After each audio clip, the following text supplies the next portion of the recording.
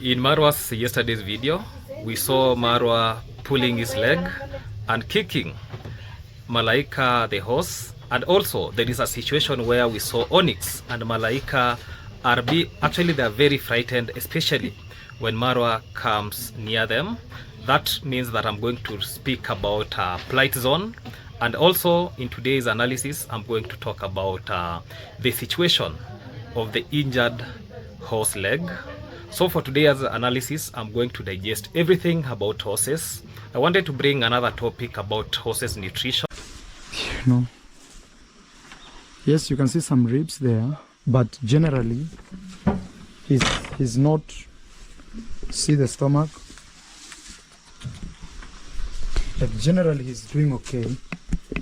Yeah, you know, when he came here, he climbed the females so much until that created a problem.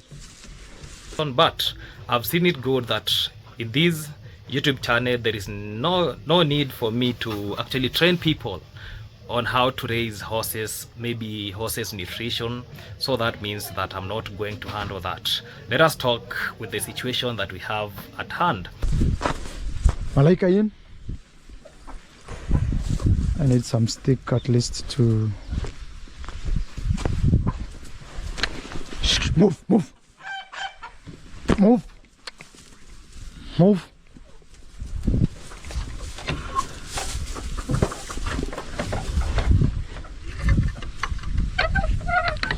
So ladies and gentlemen, welcome back to this amazing YouTube channel that goes by the name Max Lumumba Africa. Max Lumumba is my name, a village content creator, born and raised in a village setup with no jobs, but at the end of the day we have to survive, and our sustainability we depend on content creation so as to earn a living. So for those who have not subscribed, make sure that you subscribe, like and comment in this YouTube channel, and remember to turn on the notification bell so that any day, anytime I post any video, you people get updated. Watch the videos till the end without skipping any ads. Today environment, you see, it is very different. Actually came for benchmarking because this is one of the enterprises, one of the business that I will wish to do back in the village. Me being in Eldoret town, because I'll be leaving for Mombasa in the next maybe 30 minutes, so as to proceed with some things that you saw in my other YouTube channel, that is Vibe with the Lumumba, where I posted about what brought me in Eldoret, where am I living in Eldoret, and what I'm going to do in Mombasa. Then I get back to the village. So the way you see this environment, actually I would like, before 2 to 3 months lapses, I'll be very grateful to be a business. Yeah, this is just an agrovet, and we have some requirements of owning an agrovet, especially when it comes to licensing. Yeah, you must be licensed with this board. Yeah, KVB, Kenya Veterinary Board. You have to get that permit. Then you must be having another license for practicing license, so as you be with the, and actually getting the license from the VMD cost around 30,000 for the starters, but for the successive, let's say the consecutive so consecutive maybe practicing, you pay around 10,000 every year for renewal. But for the first time, that is 30,000. Then we have other things like the county government, all those things, because I already got the shop. When I'll be back to the village, I'll be showing us the shop that I got. Then from that shop, I'm going to make some shelves, the way you can, I'll be putting these drugs and everything from that shelf. And like this one prevents cows from feeding on their dams, so that is called anti-cow. This one is called suckling preventer. Not the topic for the day. That was just by the way. Let me speak calmly, clearly, and without emotion, because this is not about drama. This is about animal welfare and responsibility. What we're witnessing here is not just a moment. It is a pattern, and pattern that tell us the real story. Because when I said first, let me talk about the interaction itself. A horse is a prey animal. Its brain is designed for survival and not confrontation. Horses do not reason like human. They respond to pressure, release, and safety. So when a human raises a leg and kicks towards a horse the way we saw what Marwa was doing, that action is not interpreted as a correlation for authority. It is interpreted as a threat. Instantly, the horse nervous system activated, the flight response, so the heart rate increases, muscle tense, and the animal prepare to escape. There is a situation that I'm going to explain what we saw when Marwa and Onyx approached the horse. That reaction explains everything. That is why Malaika and Onyx ran away. Oh, those ones went to eat.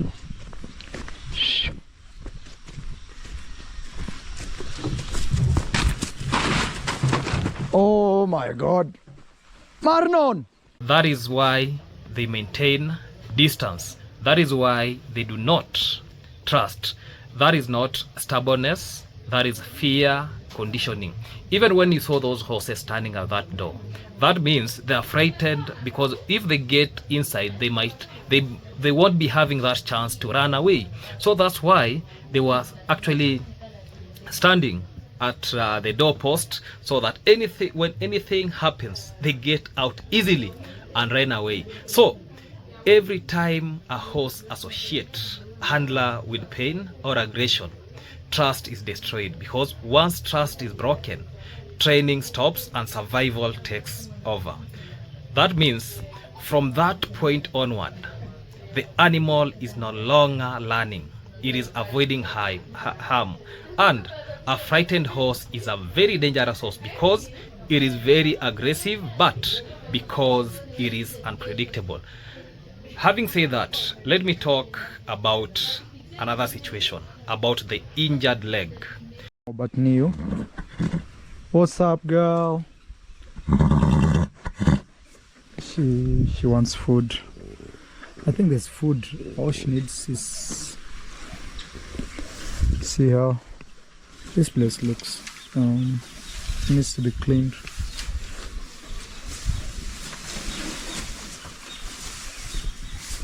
Murainzi wanasumbua huyu nini akewe.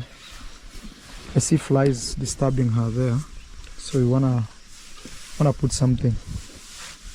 You can even use iodine, but just the fedlock joint is one of the most critical load bearing structure in a horse body, especially for the equine. When I'm talking about equine, that means even donkeys belong to equine family. And why I'm saying that, it absorbs actually what we call the enormous force every step, because when they are walking, you see they're walking this way, it relies on the complex system of tendons and ligaments. So that means that the sigmoid bone and the suspensory apparatus, when any part of this system fails, the entire limb becomes unstable. And when we see that leg, it is trying like stepping this way, it is bending this way, so that tells you that the limb becomes very unstable. So what we see is not simple wound. What we see is mechanical failure. A fetlock that is dropped or bent abnormally indicates damage of the suspensory ligaments or associated tendons. You know, some people, you know, those things that when you slaughter maybe a cow, those things that they look like threads, those are the ligaments and tendons. So when those ones are damaged, that is not surface injury.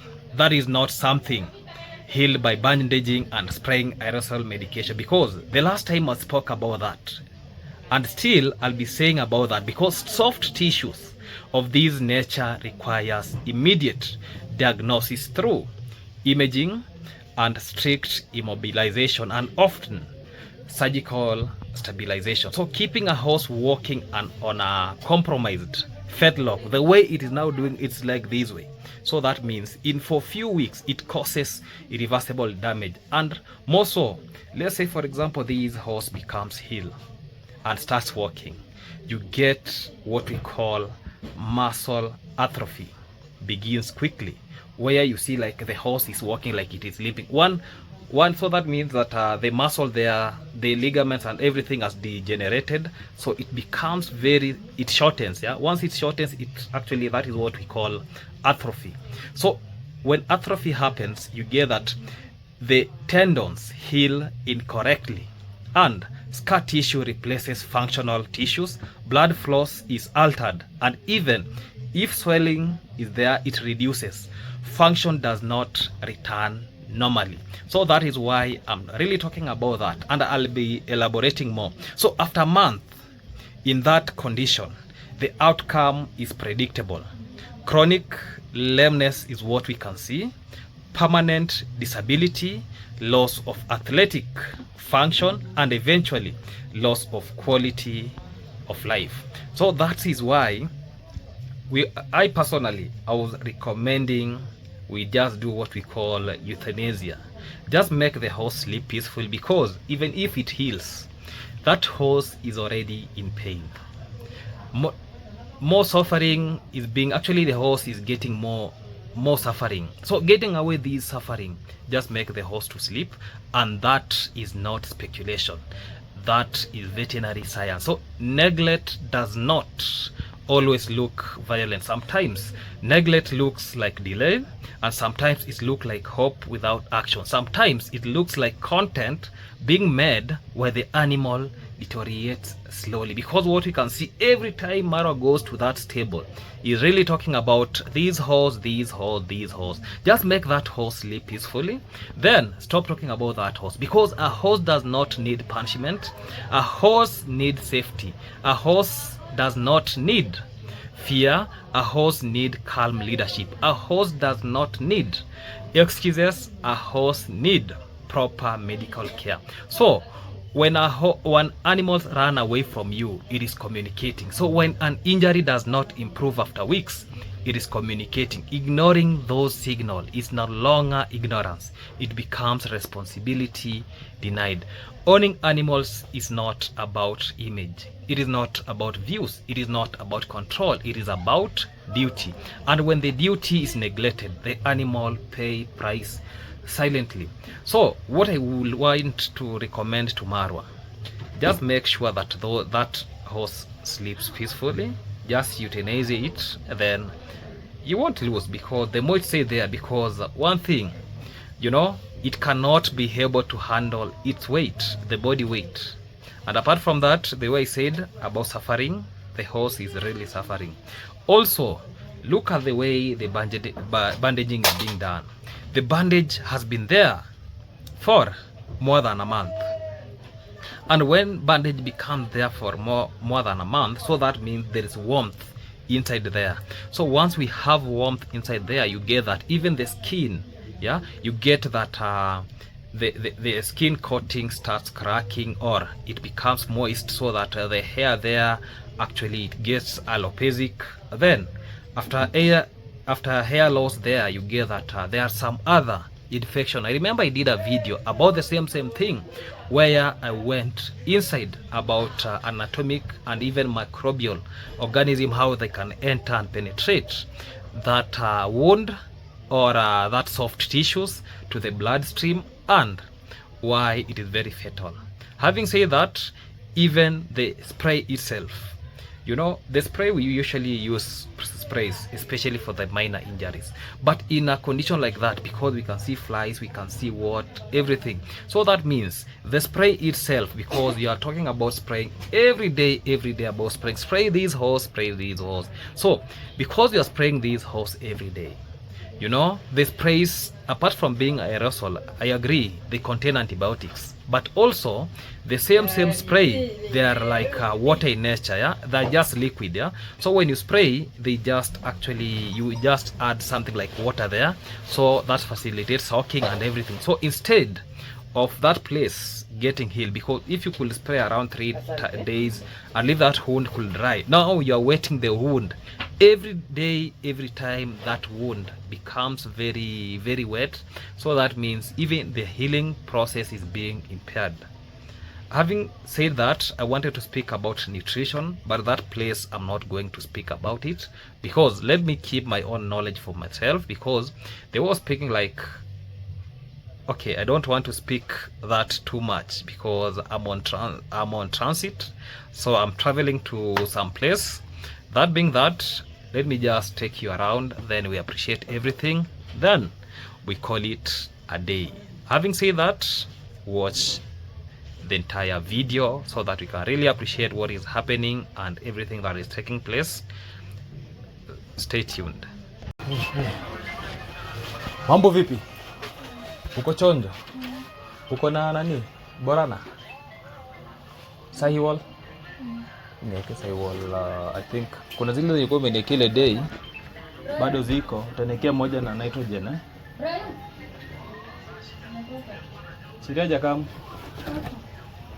ako wapi? Guys, this is what we call the agrovet.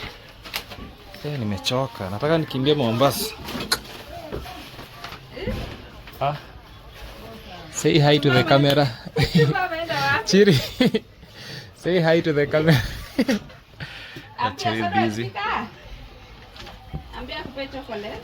Utaniwekea 1 liter. So guys, this is nitrogen tank, so we want to refill it.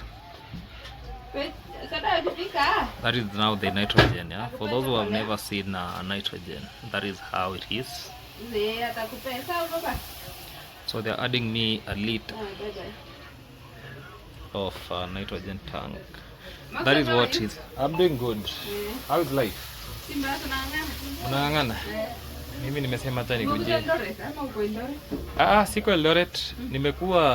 Nimekuwa Kuria. Ndio nataka Kuria sasa. Niliingia asubuhi. Umekuja kwa nani? Nimekuja hapa kwa mheshimiwa kidogo.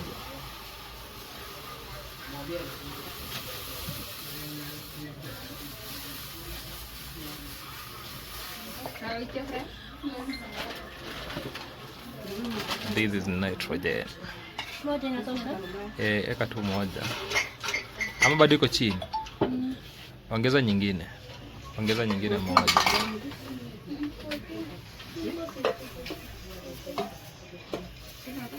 So I'm putting some 2 liters of nitrogen. You're just topping up because you know, a tank like this, it is very expensive, yeah, for those who have ever purchased, yeah. This one is somebody's tank, so I'm utilizing it. I'm going to use it somewhere. So I'm transporting some semen. So kuna kanista hapo iko na nani? Iko na hiyo bowl za Sahiwal. Hiyo ni nini? Niweke nionje. Nafaa kuchaji simu zangu. Unaongea simu hapo? Naongea na wewe. Tunajua naongea kwa simu. Unakunywa sukari? Tena mingi. Mimi nakunywa sukari mingi, niweke moja because hizo zingine ziko. Si kuna zingine 3 ziko hapo. Niko na ng'ombe 4.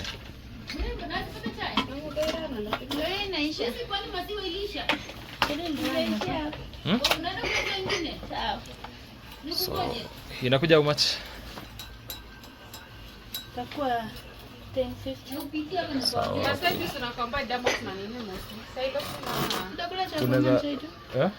Nitakunywa chai peke yake. Nini mastitis? Mimi huwa natumia ni chronic kama ni gani? Kama si chronic. Si chronic.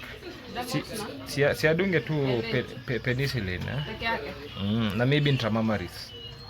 Intramamaris anasema atakupa. Intramamaris tu na penicillin, lakini kama anaona ni ile yenye imetibiwa they can wanaweza combine another thing. Wanaweza tumia jenta ikishindikana hapo. But jenta si hiyo ni the last one. We still have Marbox in the market. Fluoxacillin. But hiyo Marbox ilikuwa gani? Hiyo jinsi ilikuwa ya Medlink. Kulikuwa na Medlink na kuna Marbox na nani? Na nani? Melonex ni ya nani? Melonex ni ya hawa watu wa Cosmos. Then kuna nani? Inaweza company ya Melonex na Damo? Melonex wasitumie because unajua nimeshaona Melonex ikiwa hypersensitive to a lot of animals. Melanox. Melanox is very hypersensitive. But bado atumie tu because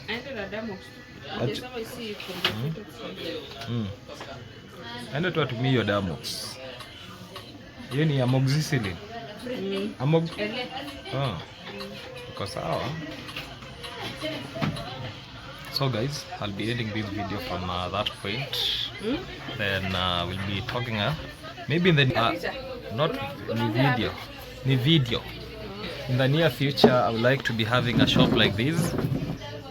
Maybe in the near future, maybe next year, not next year, this year, around the next 2 months, because I already have a shop that I got a room, so I'll be putting these things, I don't know, shelves, and then I start stocking. So that means that in the next time, I'll be showing us the transformative thing that I've taken on my side.